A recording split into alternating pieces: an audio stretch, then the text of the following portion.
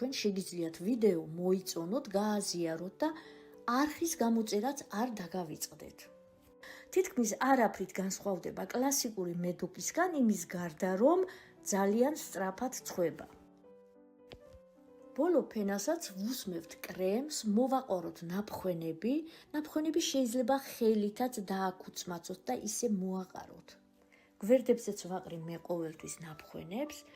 მზა ნამცხვარი უმჯობესია დავჭრათ 3-4 საათის მერე, ან გავაჩეროთ მთელი ღამით, უკეთესად ჩარბილდება.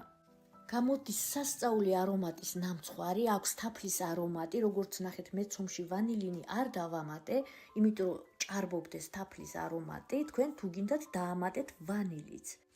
გადმოვიტანოთ თეფშზე და დავაგემოვნოთ. არის სასწაულად რბილი და პირში დნება. აუცილებლად გადაინახეთ ეს რეცეპტი საახალწლოდ